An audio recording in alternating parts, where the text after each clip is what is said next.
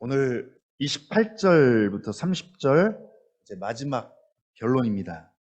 우리가 압니다. 알죠?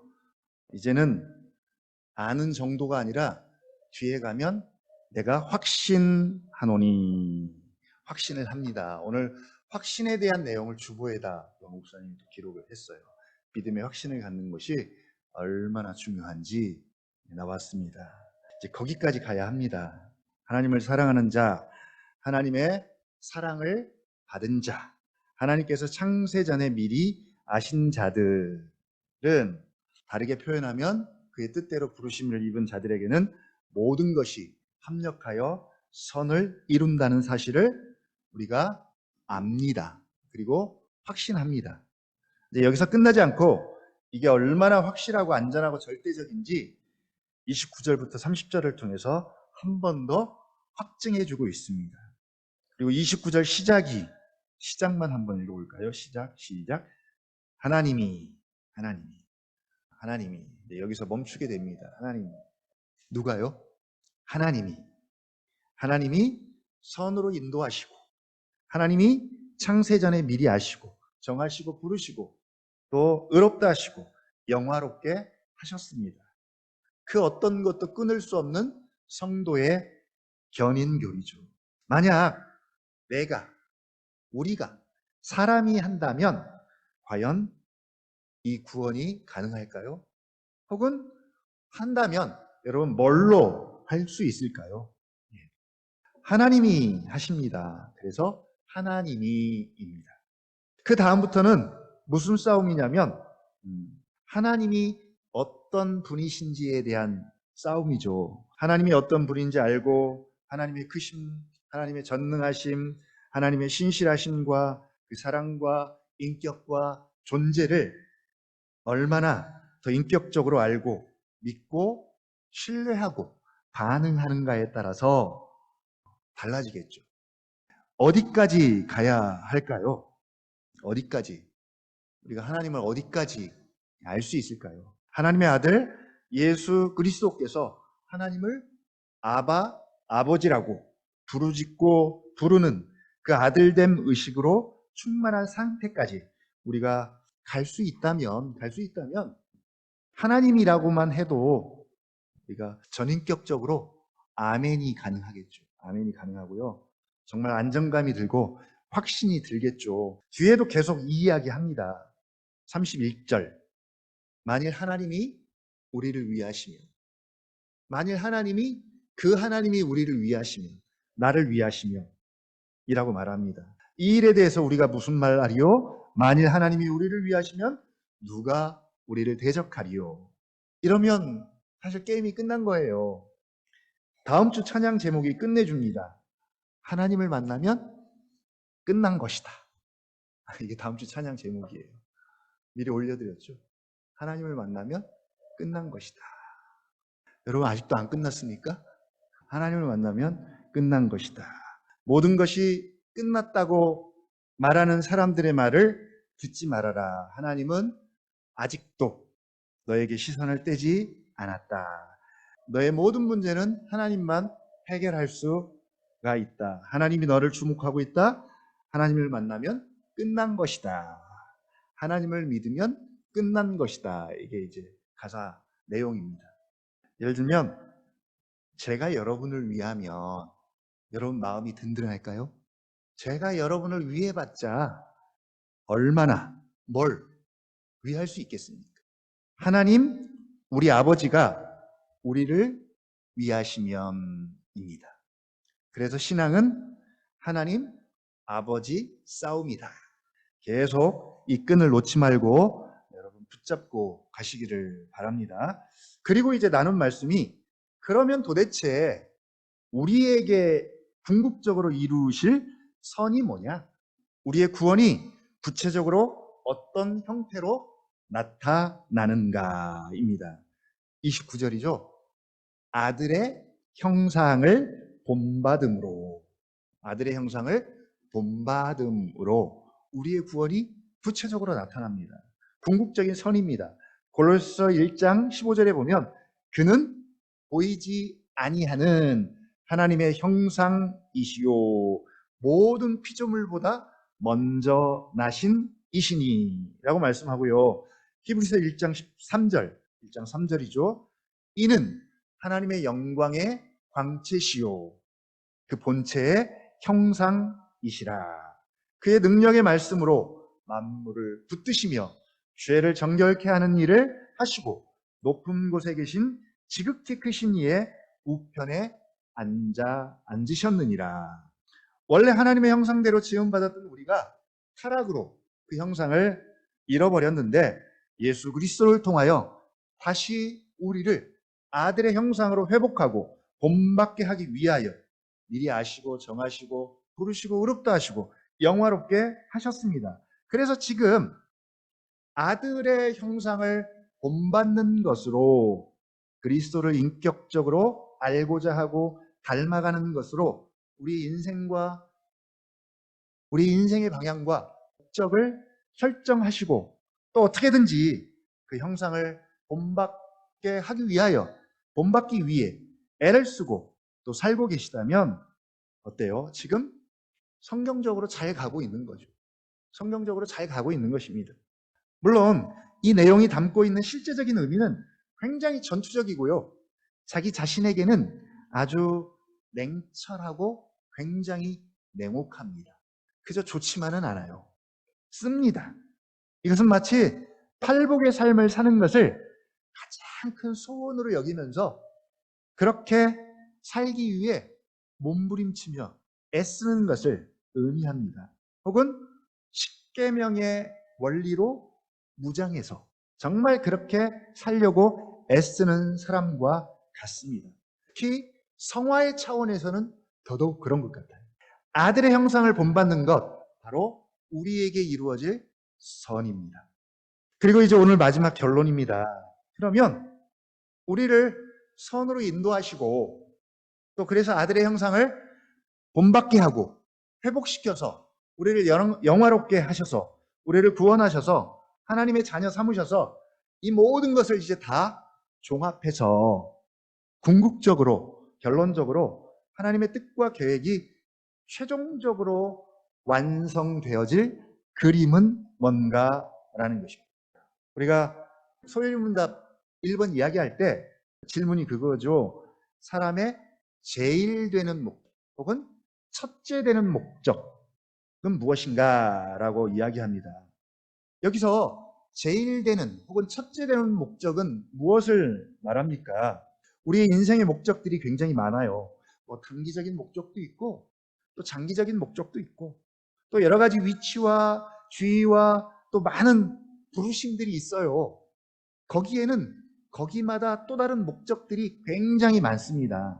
정리해보면 1차적인 주된 목적도 있고 또 2차적인 목적도 있고 조금은 좀 부수적인 그런 목적도 있다는 것이죠. 그 중에서 가장 첫째 되고 제일 되는 가장 상위에 있는 첫 번째 목적입니다. 가장 중요하고 최상위에 있는 목적이죠. 마찬가지로 이 구원을 통해서 우리를 아들의 형상을 닮아감과 회복을 통해서 하나님의 뜻과 계획 가운데 뭘 마음에 두고 계시는가? 마지막 완성될 그림입니다. 29절 하반절입니다. 한번 같이 읽어보겠습니다. 시작.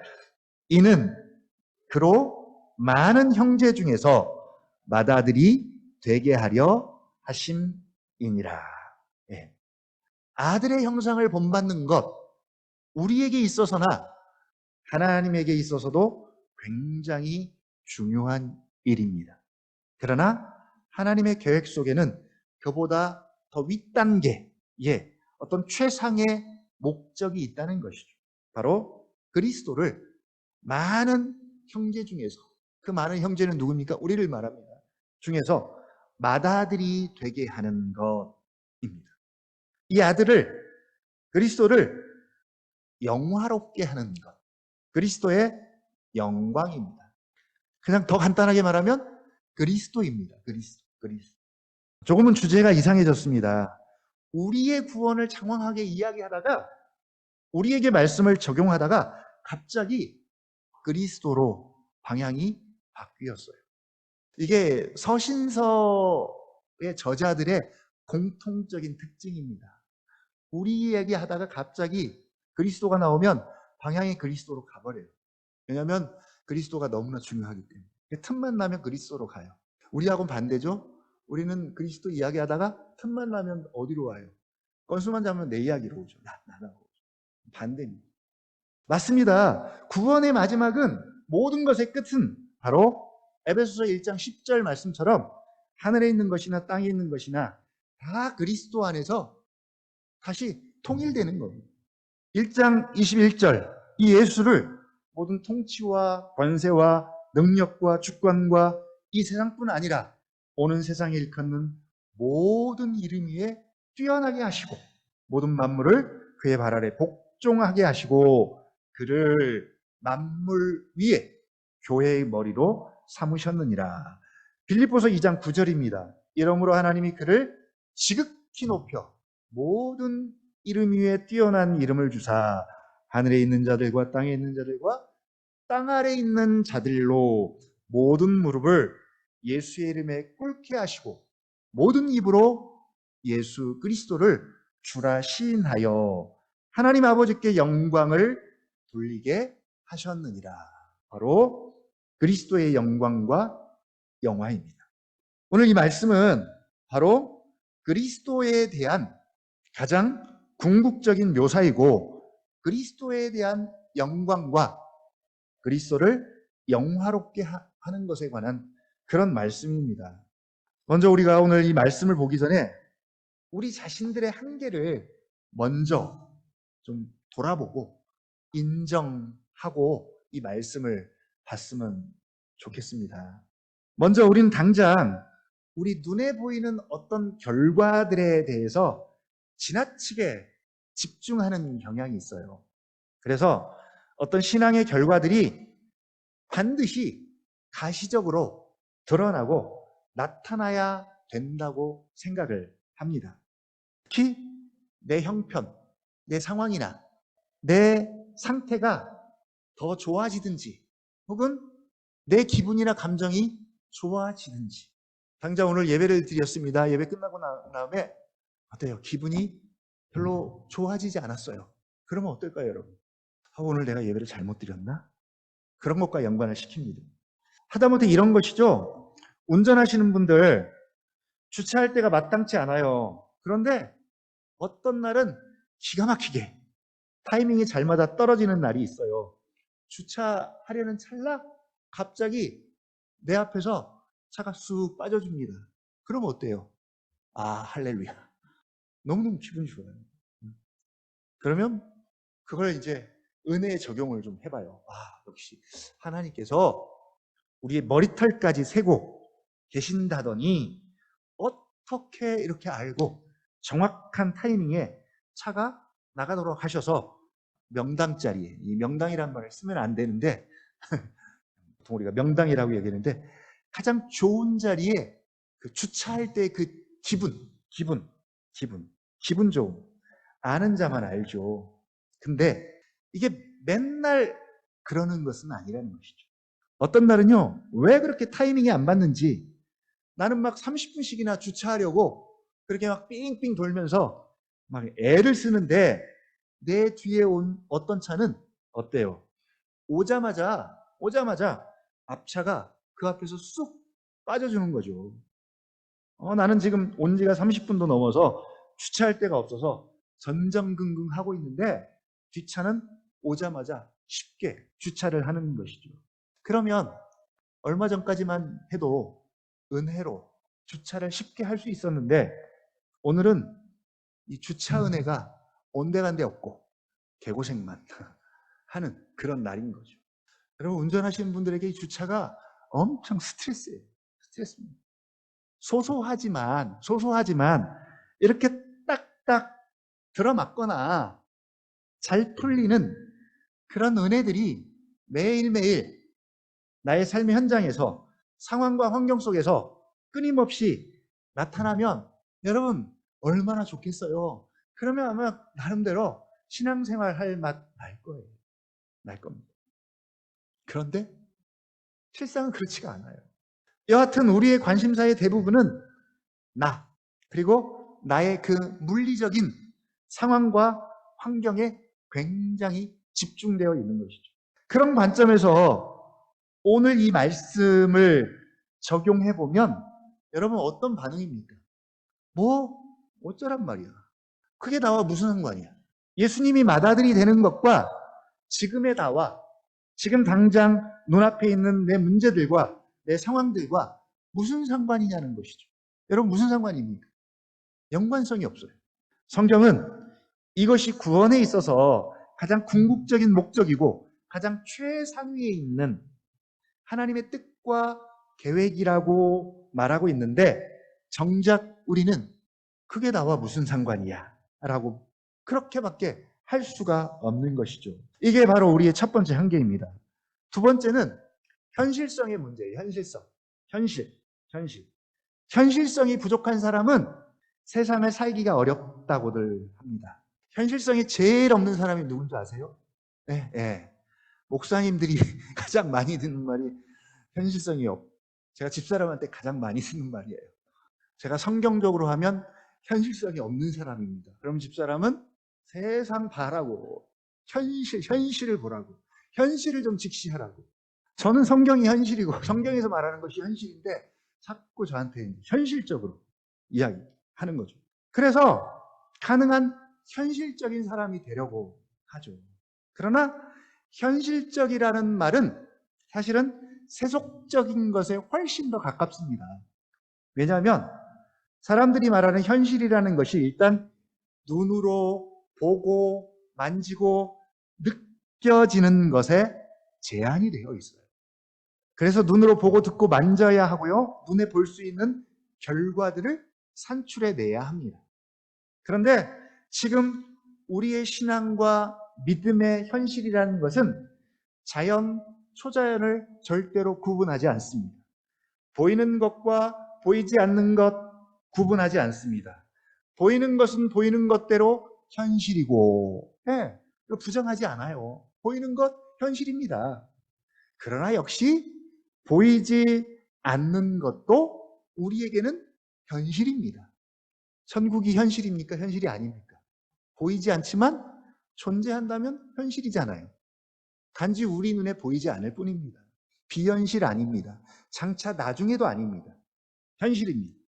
심지어 믿음은 눈에 보이는 것들보다 보이지 않지만 하나님의 형상을 닮아가는 우리 영혼이나 하나님 나라와 그 약속들을 보다 더 중요하게 여긴다는 것이죠. 노아, 보이는 현실보다 보이지 않는 하나님의 말씀을 배나 더 중요하게 여겼기 때문에 배를 맞는 것이잖아요. 근데 문제는 영혼이나 영의 세계나 초자연의 세계가 하나님 나라가 새하늘과 새 땅이 우리 눈에는 보이지 않는다는 사실입니다. 그래서 이 눈에 보이지 않는 세계에 관한 이야기를 우리의 육체의 눈과 귀로 그리고 어떤 느낌으로 알려고 하니까 알기가 매우 어렵고 이해하거나 관심을 갖기가 굉장히 어렵습니다. 그리스도에 집중하기가 어려워요. 일단 보이지 않기 때문에. 특히 오늘 말씀도 그 중에 하나입니다. 하나님께서 구원에 대한 놀라운 계획과 뜻을 가지고 아들의 형상을 본받게 하기 위하여 우리를 창세전에 미리 아시고 정하시고 부르시고 의롭다 하시고 영화롭게 하셨습니다. 누구를요? 우리를. 여기까지는 좋아요. 우리에 대한 이야기니까 좋습니다. 네. 나에 대한 이야기니까, 나의 구원에 대한 이야기니까 좋습니다. 그러나 이것으로 끝나지 않고 이것보다 더 중요한, 더 높은 최종적인 계획과 뜻이 있다는 것이죠. 근데 문제는 이게 우리에게 해당되는 이야기가 아니라 그리스도에게 해당된다는 것이죠. 그리스도에게 해당이 됩니다. 여러분 어떻습니까? 그래도 아멘입니까? 속으로만 하셔도 됩니다. 그래도 아멘입니까? 이게 하나님의 계획이고 하나님에게 있어서 가장 신비하고 놀랍고 정말 가장 중요한 뜻이라고 하는데 막상 믿는 우리조차도 이 사실에 대해서 이 하나님의 궁극적인 관심사에 대해서 그다지 마음이 끌리지 않고 도무지 관심이 없다면 하나님에 대한 우리의 경외심을 다시 한번 깊이 생각해 봐야 합니다. 뿐만 아니라 우리의 현실이라는 것도 세상 사람들과 전혀 다를 바가 없는 것이죠. 눈에 보여지는 것이 전부이기 때문에 여전히 눈에 보이는 것들만을 계속 추구합니다. 이런 현실적인 사람들이 어떻게 보이지 아니하는 하나님을 믿고 또 그분을 경배할 수 있으며 그분에게 자신의 인생을 의지할 수 있겠습니까? 이건 불가능한 이야기입니다. 불가능한 일입니다. 그래서 사실 오늘 말씀과 같은 교리들은 나의 신앙을, 나의 관심사를, 나의 믿음을, 나의 믿음의 수준을 테스트해 볼 수 있는 아주 좋은 시금석입니다. 시험지예요. 기준입니다. 그래서 어쩌면 이 말씀 앞에서 우리가 지금 테스트를 받는 거죠. 시험을 보는 겁니다. 뭐 유명한 말씀들, 즉 우리에게 감동을 주는 말씀들, 그런 것은 말 그대로 우리의 현실에 어떤 형태로든 도움을 주는 말씀들입니다. 하나님은 사랑이시라. 얼마나 좋아요. 얼마나 우리의 마음을 기분 좋게 하고. 시편 1편, 23편 이런 말씀들은 정말 감동을 주고 위로를 줍니다. 요즘 은혜 받는 찬양곡들 우리가 밴드에 계속 올리잖아요. 이유가 뭐예요? 이유가 뭡니까? 어쨌든 내 마음을 위로해 주니까. 도움을 주고 위로를 줍니다. 현실적으로. 그러나 아들의 형상을 본받게 하기 위하여 우리를 아시고 정하셨고 부르시고 의롭다 하셨고 영화롭게 하셨다. 그리고 그를 맏아들이 되게 하시려고 이렇게 하셨다. 여러분 당장 이 말씀들에 우리의 시선과 관심이 집중되십니까? 혹은 예수 그리스도에 대해서 그에게 어떤 일이 벌어져야 하며 그분이 누구인지 알고 계십니까? 그로 말미암아 궁극적으로 우리에게는 어떤 일들이 벌어지게 될지 여러분 알고 계십니까? 오늘 이 말씀은 바로 그리스도 예수에 대한 가장 궁극적인 묘사이고요. 그리스도의 영광이요. 그리스도를 영화롭게 하는 것에 관한 말씀입니다. 교회를 세우신 목적이기도 합니다. 하나님께서 그리스도를 교회의 머리로 세우시고 모든 무릎을 예수의 이름에 꿇게 하신 이유이기도 합니다. 그리스도를 통해서 만유를 통일하시고 또 그렇게 하시려고 하신 하나님의 놀라운 계획이기도 합니다. 그런데 만약 오늘날 교회인 우리가 이 사실을 주목하지 못하고 그 몸에 지체인 우리들이 하나님의 아들의 형상을 회복함에 대해서 그리고 그로 말미암아 그 아들을 영화롭게 하는 일에 대해서 우리가 알지 못하고 관심이 없다면 우리는 성경적인 교회인가 혹은 교회다운 교회인가에 대해서 다시금 점검해 봐야 합니다. 우리는 할 수만 있다면 빨리 속히 나에서 벗어나서 그리스도로 성령님으로 혹은 성부 하나님에게로 우리의 시선과 관심을 돌려야 합니다. 세상의 특징은 시대정신의 특징은 어떻게 하든지 관심을 우리 자신에게로 향하는 거예요. 할 수만 있다면 네 기분, 네 상황, 너의 행복 거기에 관심을 가져라. 그게 가장 중요하다. 라고 끊임없이 우리에게 도전합니다. 그분에 대해서 더 묵상하고 더 생각하고 더 알아야 합니다. 그래서 그분의 마음과 생각과 뜻을 알므로 우리의 신앙의 폭이 더 넓어지고 더 깊어져야 합니다. 그저 일회성 은혜. 일회성 은혜가 뭡니까?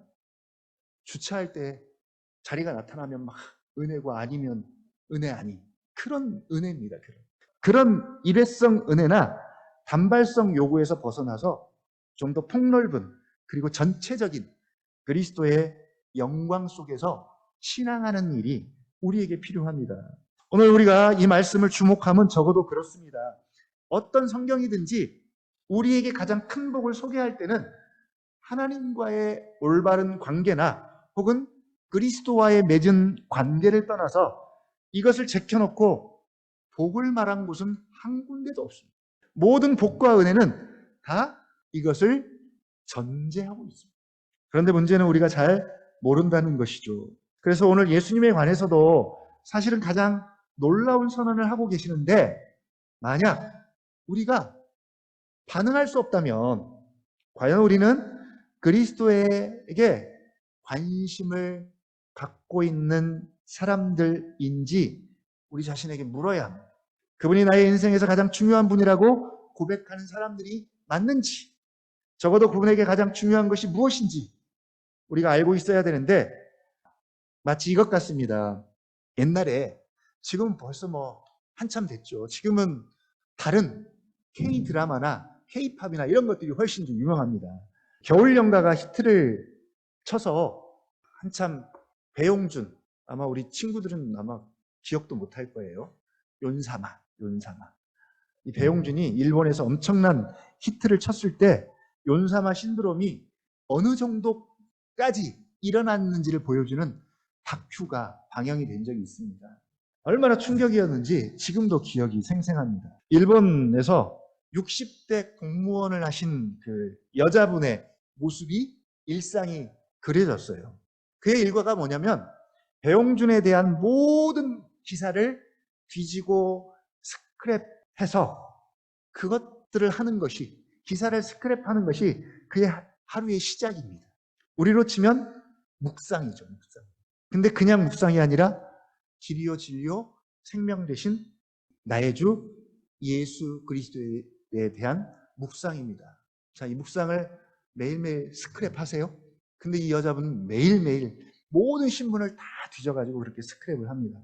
그래서 배용준에 관련된 모든 인터넷 기사와 신문을 다 오려서 아주 예쁘게 수집을 해서 방 전체를 도배를 해놨어요. 보면서 뭘 저렇게까지.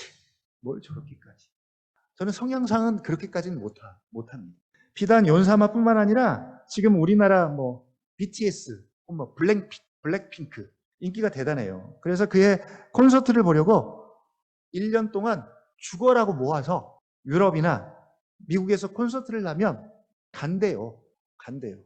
가서 숙박도 해야 되고 비용이 만만치가 않은데 자기가 좋아하니까 하나도 아깝지가 않대요. 그게 그가 살아가는 삶의 이유요, 목적입니다. 그리고 그로 말미암아 삶이 즐겁고 살아야 할 소망이 생기고 정체성도 발견하게 됐대요. 30년 신앙생활하고 성경을 읽어도 나의 정체성이 뭔지 맨날 헷갈리는데 그들은 정체성도 발견했대요. 그로 말미암아. 그들에게는 그들이 복음입니다. 복음. 여러분, 좋아하게 되면 그의 일거수일투족에 대해서 알기를 원하고 관심이 있는 것이 사실입니다. 하다못해 유치하기까지 할 만큼 그의 생활 습관이나 혹은 그가 무슨 옷을 즐겨 입으며, 생일은 기본이고요. 생일은 기본입니다. 패션, 취미, 관심사까지 줄줄이 다 빼고 심지어 외우기까지 합니다. 심지어 어떤 사람들은 자기가 좋아하는 유명 연예인의 얼굴까지도 닮으려고 여기저기 얼굴을 다 뜯어 고친다 그러죠. 그러다가 죽었다는 기사도 한번 봤어요. 그게 사실인지는 모르겠지만. 자, 이런 내용은 우리가 쉽게 들을 수 있습니다. 이것이 보편적으로 누군가를 미치도록 좋아할 때 나타나는 그런 현상입니다. 그런데 우리가 그리스도를 그토록 사랑한다고 말하면서 부르짖으면서 혹은 우리가 우리 인생에서 가장 중요하고 가장 놀라운 분이라고 찬양하면서도 정작 예수 그리스도에 대해서 잘 모른다는 것이죠. 모르는 것이 문제가 아니라 모르면 알면 되니까 문제가 아니에요. 문제는 뭐예요? 알려고 하지 않는다는 것이죠. 관심이 없다는 것이 문제죠. 근데 희한하게 교회 생활을 오래 하면 할수록 더 그런 것 같아요. 주님은 우리에게 언제 필요합니까? 기도할 때. 나 좀 도와달라고 요청할 때. 나 좀 어여삐 보살펴달라고 기도할 때. 그때 필요합니다. 그러나 정작 그분 자신에 대해서, 그분의 마음에 대해서, 그분의 존재에 대해서는 전혀 아는 것이 없고 관심이 없습니다. 만약 우리 언약나무 교회가 성경 공부를 한다면, 뭔가를 배워야 한다면 우리는 어떤 주제를 가장 먼저 떠올리고 선택할까요? 드디어 우리 청년회가 조직되었잖아요. 청년들 이야기를 좀 해야 청년들이 좀 귀가 조직이 되었으니까 당장 뭔가를 하긴 하는데 그럴듯한 모임도 있어야 하고 교제도 있어야 하고 충분히 풍성하게 있어야 하고, 그리고 이제 우리 언약나무 교회 가운데 이 청년부의 존재감도 이제 막 좀 드러내야 되는데, 그런데 감사하게도 우리 청년들이 뭘 첫 번째로 하기로 했냐면 교리 공부를 첫 번째로 하기로 했어요. 언약나무 교회 청년회답죠. 그렇죠? 기특합니다. 소요리부터 그리고 대요리도 하고요. 하이델베르크까지 정도 가면 정말 환상적이지 않을까 그런 생각을 해봅니다. 이 말 듣고 괴로워하실 우리 청년들도 있을지 몰라요. 이거 임원회에서 한 얘기니까. 근데 저 개인적으로는 되게 피곤한 일이에요. 시간도 많이 안 줘요. 딱 30분, 40분, 길어야 40분 준대요. 그것도 20주 정도에 끝내야 된대요. 107문항을 압축해서 한 4, 5개로 압축을 해야 되니까 저도 굉장히 피곤한 일입니다. 근데 일단 그 생각하는 마음이 너무 좋아요. 출발이 좋아요. 이왕 하는 거 과정과 결과까지 그 시작할 때 가졌던 그 마음 이상으로 좋은 열매로 나타났으면 좋겠습니다. 이렇게 해야 이제 우리 어른 장년들도 청년들을 위해서 기도하겠죠. 그리고 청년들도 빼도 박도 못하겠죠. 이렇게 공표를 해야. 우리에게 가장 기본은 결국 그리스도입니다. 그리스도. 그리스도를 제껴놓고 우리가 뭘 할 수 있겠습니까?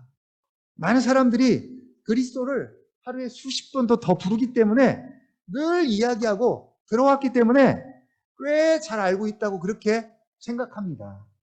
그러나 날마다 부르기 때문에 또 자주 부르는 것이 잘 아는 것을 보증해 주지는 못합니다. 오히려 성경적으로 접근해 보면 우리는 그리스도를 모른다고 고백하고 더 알려고 해야 하는 것이 바울을 봤을 때 정상입니다. 그런데 도무지 그리스도에게 관심을 집중하기가 어렵고 그리스도를 아는 데 있어서 오히려 오랜 시간의 습관과 경험이 더 많은 방해를 주는 것 같습니다. 마치 이런 문제예요. 예전에 제가 운동 중에 탁구가 저의 최애 운동이었던 시절이 있습니다. 근데 지금은 제가 내려놨어요. 하루는 제가 탁구를 치러 갔는데 탁구장 주인이 저에게 하소연을 하더라고요. 그 탁구장은 회원제로 이제 운영을 하면서 좀 잘 치는 회원들이 서로 동호회를 조직해서 서로 도우면서 실력을 키워가는 그런 클럽입니다. 그런데 어느 날 어떤 분이 찾아왔대요. 그리고 회원이 되겠대요. 근데 이분이 탁구를 정식으로 배운 분이 아니고 뭐 거기까지는 괜찮아요. 배우면 되니까. 그런데 자칭 스스로 잘 치는 분이었어요. 자칭입니다. 자칭. 본인이 회사에서 자기를 상대할 사람이 없을 정도로 스스로는 굉장히 잘 친다고 생각을 했던 모양입니다. 그래서 일단 회원으로 받아서 같이 탁구를 치는데 문제는 배운 분들은 스타일과 폼이 비슷해서 서로 잘 통해요. 그래서 상대하기도 편하고 연습하기도 편하고 운동도 잘 돼요. 서로가 서로에게 쉽고 좋아요. 근데 이분이 정통이 아니라서, 이제 속된 말로 정통이 아닌 분들을 야매라 그러잖아요. 야매라서 영 어려운 거예요. 더 큰 문제는 고집입니다. 고집이 장난이 아닌 거죠. 자기 스타일을 절대로 포기를 안 한다는 사실입니다. 라켓도 그 사람이 치고 있는 것이 별로 좋지 않다는 이야기를 해줬대요. 그랬더니 그분 반응이 뭐예요? 아니라고. 이거 너무 좋은 것이라고. 너무 좋은 거죠. 우기고. 그래서 나름 탁구도 기본이 있는데, 그래서 서로 그 기본기를 배우면서 서로 성장하면서 운동을 해야 되는데 절대로 수용도 안 하고 그냥 자기 스타일대로 자칭 자기는 그래도 잘 친다는 생각으로 계속 치다가 대판 깨졌대요. 그리고 더 큰 문제는요, 매일매일 이제 탁구는 보통 매일매일 시합을 하더라고요. 시합을 해서 집니다. 지면 이제 승복을 해야 되는데, 저도 절대로 자기 실력을 인정을 안 한대요. 그렇게 하다가 결국은 스스로 그만 떠났더라 라는 말을 들은 적이 있습니다. 바로 이 문제입니다. 우리가 그리스도를 아는 문제에 있어서 기본이 있고 나름대로 폼이 있고 그리고 중요한 것들이 있는데, 우리가 전혀 모르면서 자칭 스스로 무지 잘한다는 생각으로 인해서, 혹은 오랫동안 내가 그 이름을 불러왔다는 이유로 되게 잘한다고 우리도 스스로 착각할 수 있다는 것이죠. 그래서 오늘 우리도 우리의 한계를 먼저 고백해야 할 것 같습니다. 그리고 최소한 그리스도가 정말 우리에게 중요하다면, 내 인생의 기쁨이요 목적이라면 당연히 그분에 대해서 일거수일투족 알고, 또 그분에 관련된 모든 것을 알아야 되는 것이 지극히 당연합니다. 사랑한다고, 좋아한다고, 제일 사랑한다고 말하면서 그 사람에 대해서 늘 외면하고 아무것도 모르고, 심지어 생일도 모르고 그가 뭘 좋아하고 있는지 어떤 존재인지를 모르면서 입으로만 우리가 계속 사랑해요, 주여 주여라고 하는 것은 소용없는 일입니다. 오늘 하나님께서 우리에게 당신의 가장 놀라운 비밀을 알려주셨습니다. 그것은 바로 그리스도를 맏아들이 되게 하시려고 우리를 창세전에 미리 하셨고 정하셨고 부르시고 의롭다 하시고 영화롭게 하셨다라고 말씀하십니다. 그렇다면 우리에게도 가장 기대해야 하고 가장 즐거워하면서 기다릴 사건은 바로 그리스도가 영화롭게 되는 것입니다. 그리스도가 영화롭게 되는 일은 우리에게도 너무나 중요한 일이에요. 왜냐하면 그분과 우리는 함께 연합되어 있기 때문입니다. 그리스도가 영화롭게 되고 그리스도의 이름이 영광스럽게 될 때 우리도 그 영광에 동참하기 때문입니다. 그렇기 때문에 누가 뭐래도 그리스도 예수를 알고 그의 부요하심과 풍성하심과 그의 사랑과 은혜와 그리고 그의 놀라운 지위와 위치를 아는 일은 바로 우리 자신을 가장 복되게 하는 일입니다. 왜 그럴까요? 그분의 지위와 그분의 위치와 신분과 상태가 바로 저와 여러분의 상태요, 신분과 위치가 되기 때문입니다. 그리스도와 함께입니다. 결론입니다.